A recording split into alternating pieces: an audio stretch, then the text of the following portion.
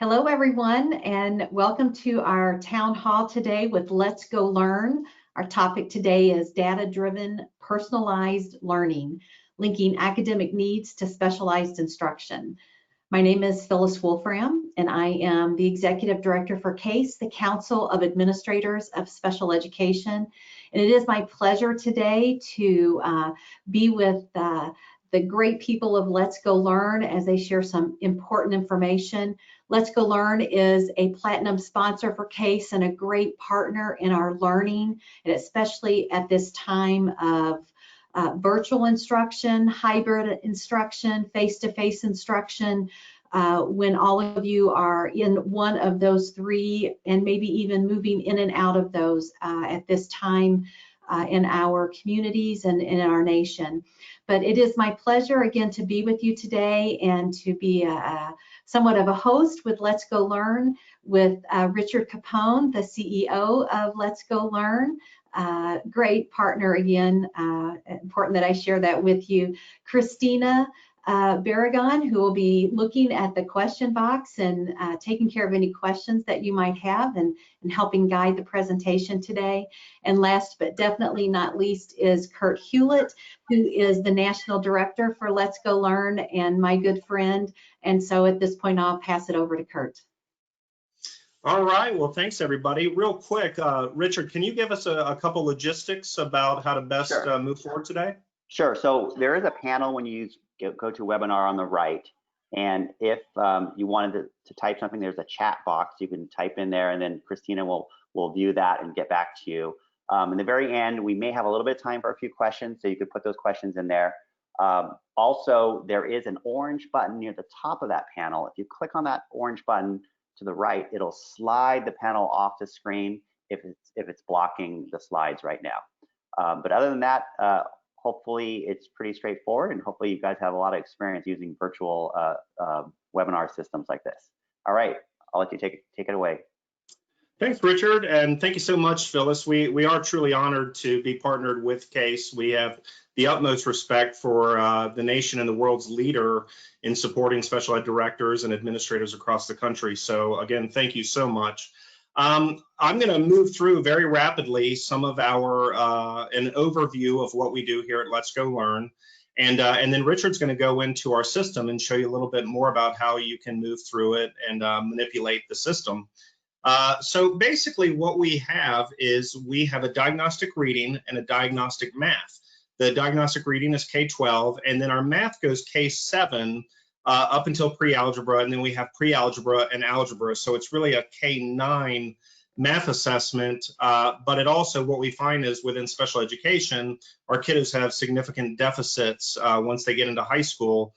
So we find that the K-9 really takes care of their needs. And what happens is once we diagnostically assess the kiddos and get their zone of proximal development in each area and subskill, we then prescribe 60 lesson plans that's based on each child's deficits. So we provide specially designed instruction for each kid, whether they're in school or they're at home receiving remote instruction.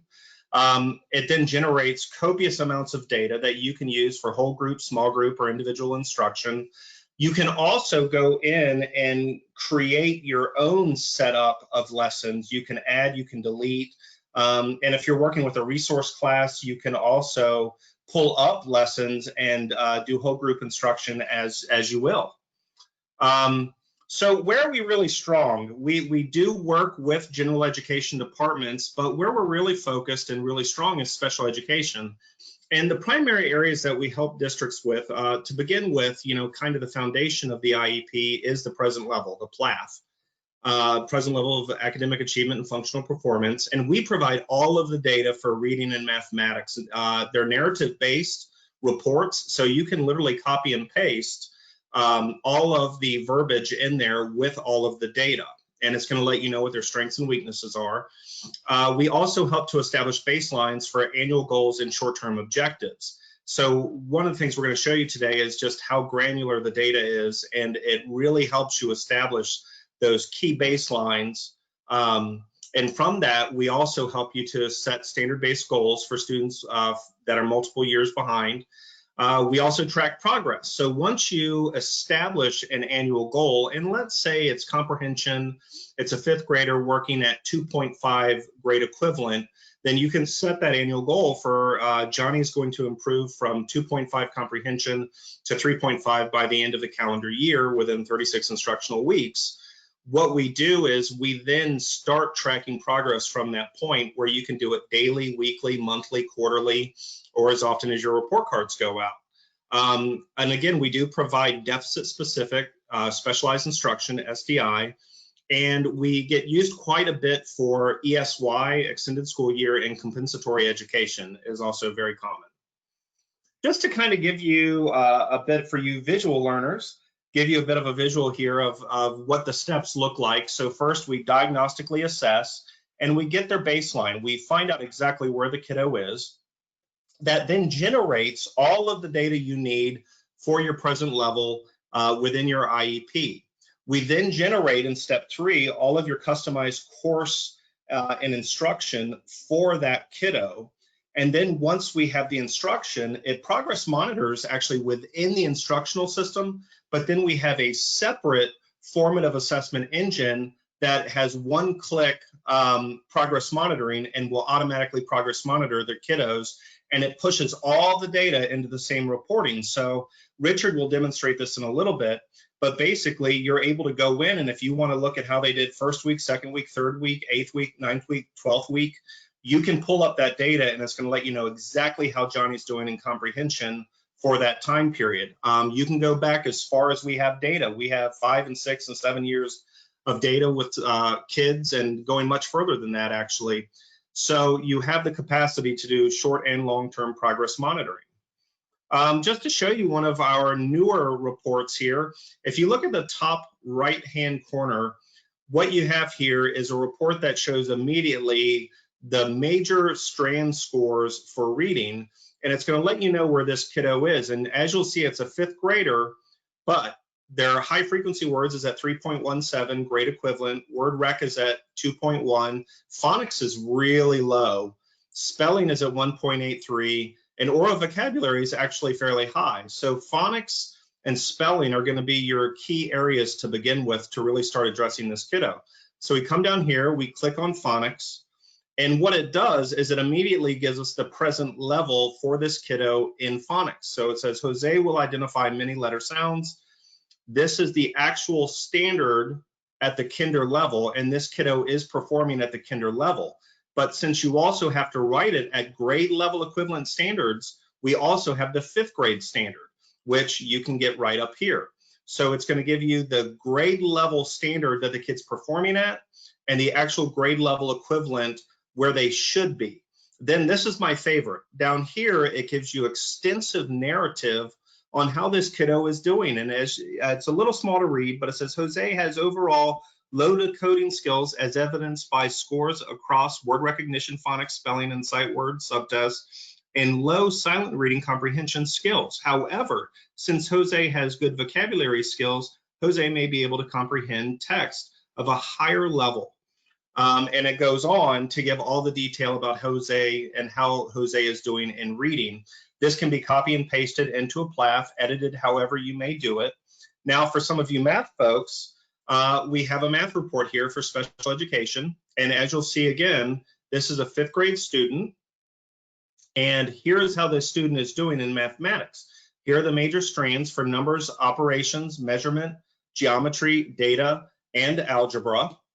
And what we're going to find here is, let's say we want to go into numbers and operations. This is one of their lower areas. So we're going to click on numbers and operations. And let's say we want to know what are the next skills that this kiddo needs to work on. So we're going to click on instructional skills.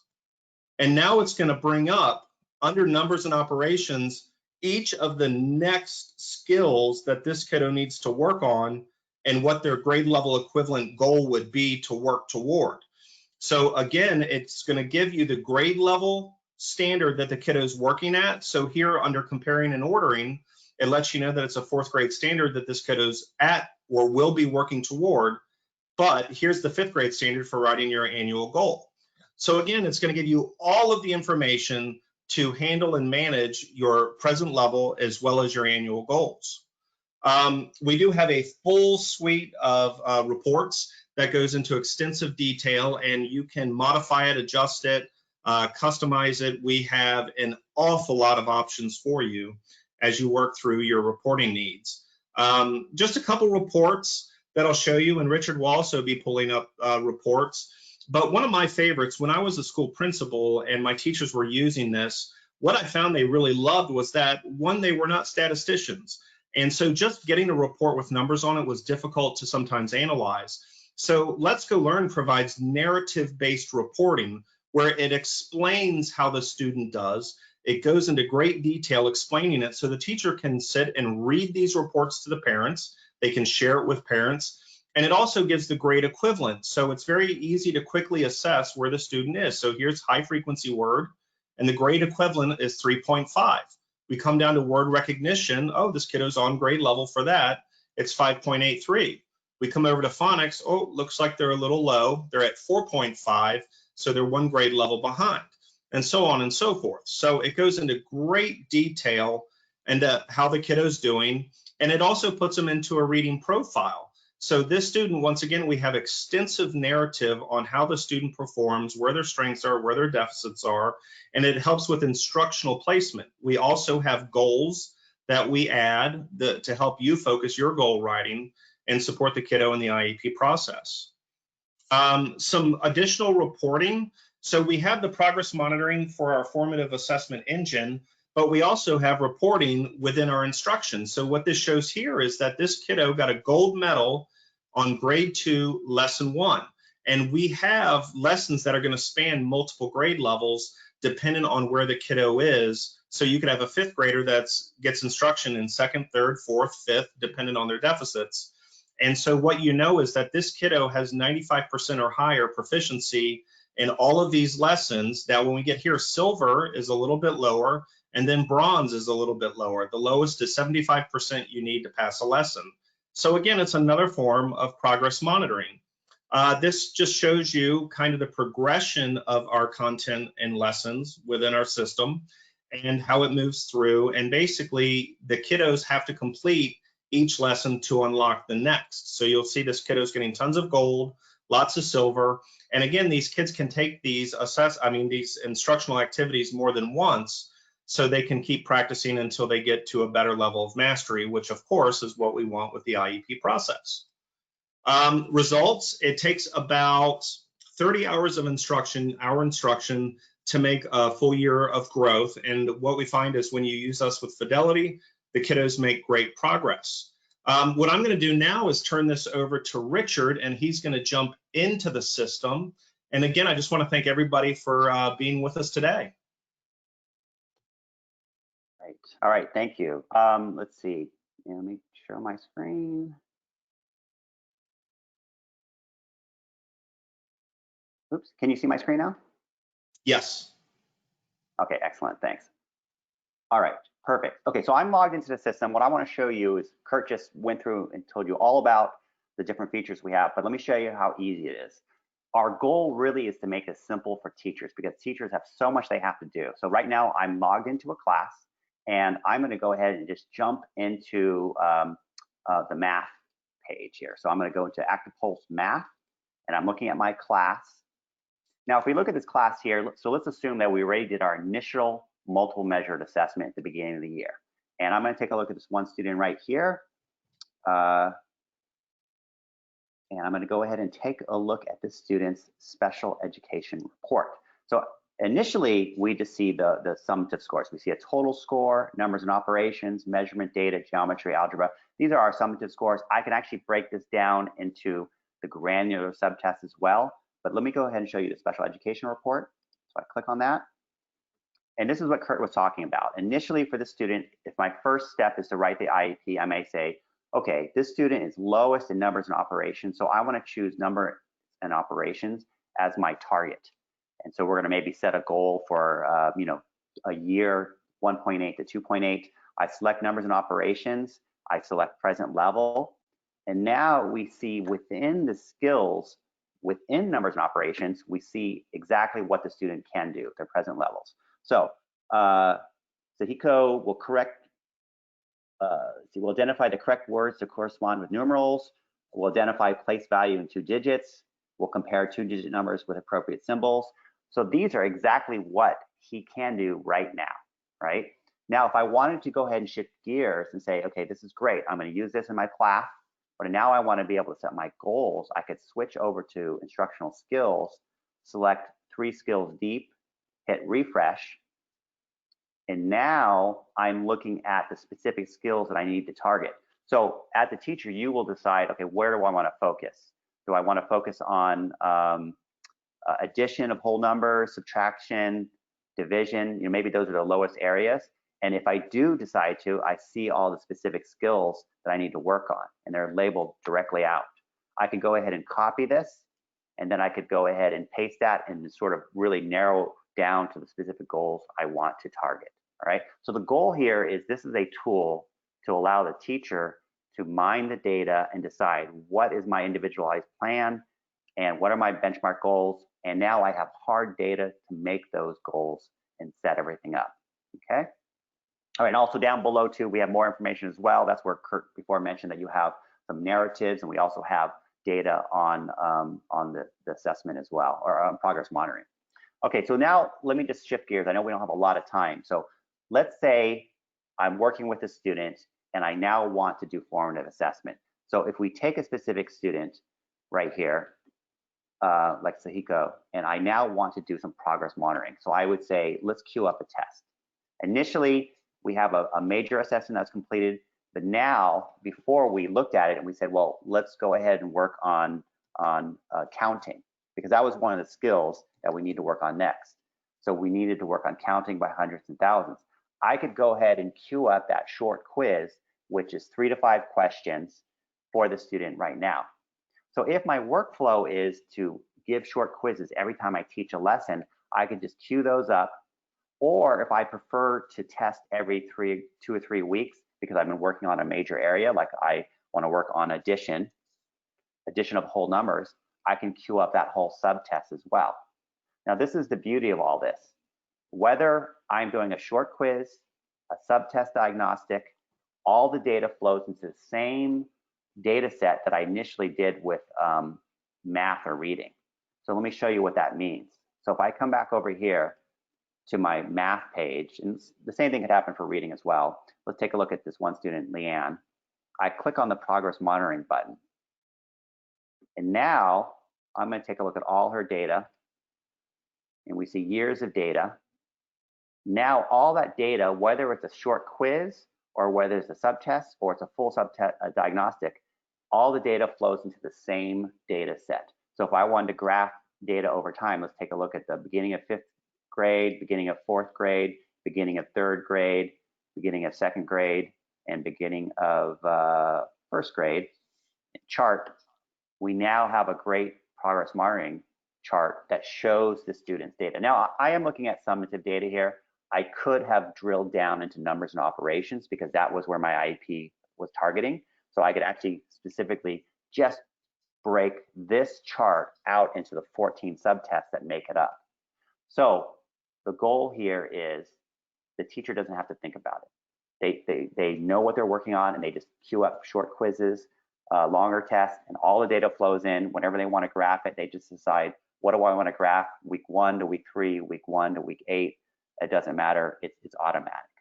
Okay. And Richard, one of the reasons, obviously, we developed this was in response to the Andrew F. court hearing, or the precedent for Andrew F., which requires that we demonstrate progress over time in light of the student's circumstances. So one of the things we wanted to be able to give educators was the ability for the life of the student within the system to be able to demonstrate that growth and progress. So it's really powerful for protecting yourself and supporting yourself with this new standard. Yeah, and let me give you another example. Sometimes it may be hard to show progress on a summative score because it's spanning so much. But in the case, let's say I was really focusing on numbers and operations specifically. So I actually drilled down to numbers and operations.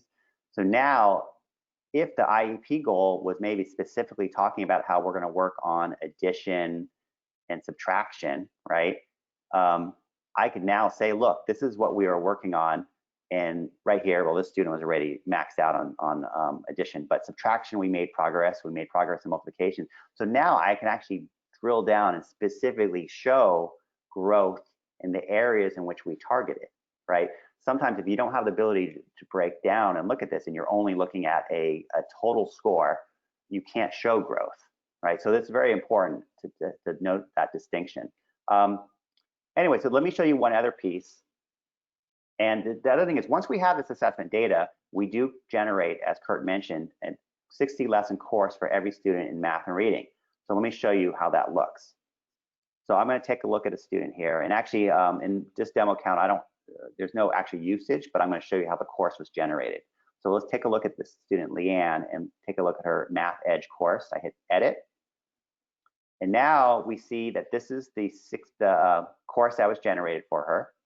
We see all these different lessons: measure length, triangles, order 100, measure temperature, and we see this little designation here, G1L52. So this is a 5th grader, but she was given 2 first grade lessons, looks like 5 or 6 3rd grade lessons, some 4th grade lessons. If I want to take a look at by grade level view, we can see what the system did. So within 1st grade, it assigned these 2 areas: measurement length and multiple measures, probably because the student was low there.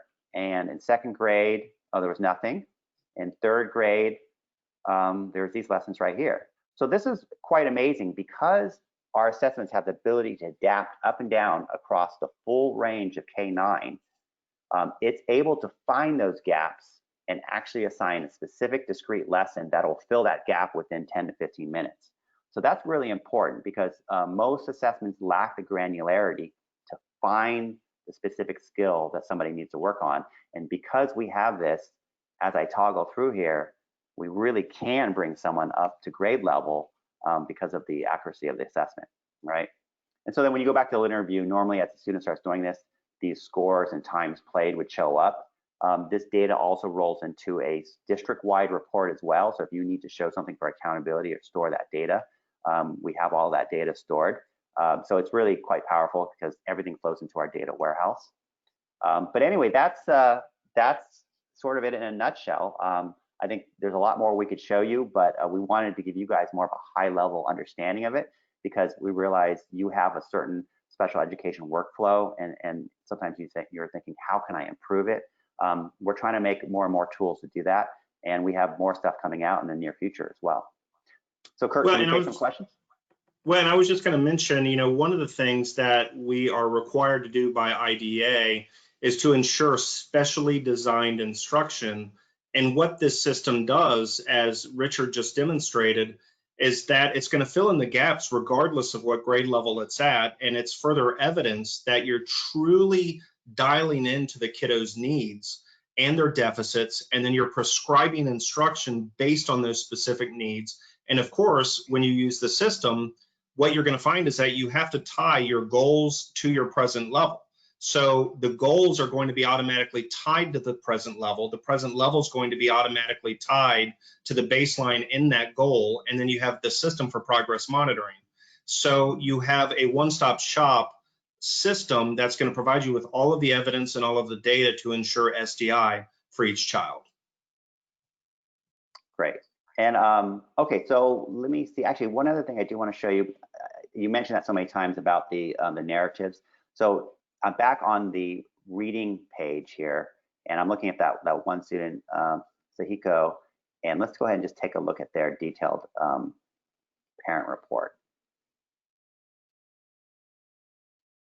So now this is what Kurt was mentioning before. Notice that there is a narrative talking about how Sahiko reads words, struggles with sight words and phonics, sets some goals. We see some examples of what they can read and cannot read. Within the phonics area here, we see they've mastered beginning sounds, consonant and short vowel. Now they're working on long vowel. So these are very distinct goals.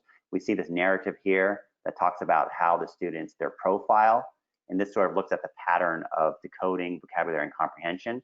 And then there's also even here some recommendations of what somebody could do at home, even as well. So somebody working one-on-one, we give examples of what to do. So anyway, so there's no shortage of data, even though we didn't have time to show you, we have lots of reports that you can use to help you in your reporting needs or your discussions. All right. Okay. Let's see. Do we have any questions? I think we have a few minutes. You know, if we could share my screen real quick, Richard, I have my screen up with my information. So Sure. I know that we may have some folks that are a little shy to ask questions now, but they may have additional questions. So if you want to send an email or even call, my mobile number's on there. Feel free to contact me directly, and I'll answer any questions that I can. Let me show you my screen. Can you see it now, Richard? I think you have to hit the share button. Oh yeah, I see it. Okay, there you go. Sorry. Gotcha. Great. Wrong Great. monitor. Well, hey, Phyllis, did you learn a few things? I did, and you know, I popped back on, Kurt, just to say one really important thing that you mentioned. You spoke to specially designed instruction. You know, and in special education, we love our acronyms. We refer to that as SDI quite often. This is becoming a very hot topic for conversation right now through the Office of Special Education and a project that they're funding through the Progress Center at the American Institute of Research. And I just had the opportunity to be a part of a thought summit on how do we teach more about the concept of specially designed instruction. A survey was done that indicated a number of people weren't familiar with that term. And what we know is that that is the definition of special education, is specially designed instruction. And I think we've, through our teacher shortage that we've experienced over many years, we're losing some pieces of education that we need in the field of special education. And your tool provides some very sound pieces for teachers to engage in looking very specifically at how to design individualized instruction based on student needs. So a very valuable tool at a real pertinent time in some discussions that are occurring on the national level. Thank you. And that's actually a good segue. We just got a question. It says, how is Let's Go Learn's personalized learning courses different than other products out there? And I'm going to answer that real quickly. The difference is that we have a very dynamic assessment on the front end, right? A lot of personalized learning programs out there are designed for grade level students. So if you're a fifth grader, it may give you some personalized learning lessons at a little bit lower, like low fifth grade or upper fourth grade, but we don't make any assumptions. We don't care what your grade is. If you're a student on our system, we test you K9, K12, we find your gaps across that span, and then we assign lessons. That's what's really different. Most programs out there are standards-based or grade level standards-based, where we are not. We look at the student.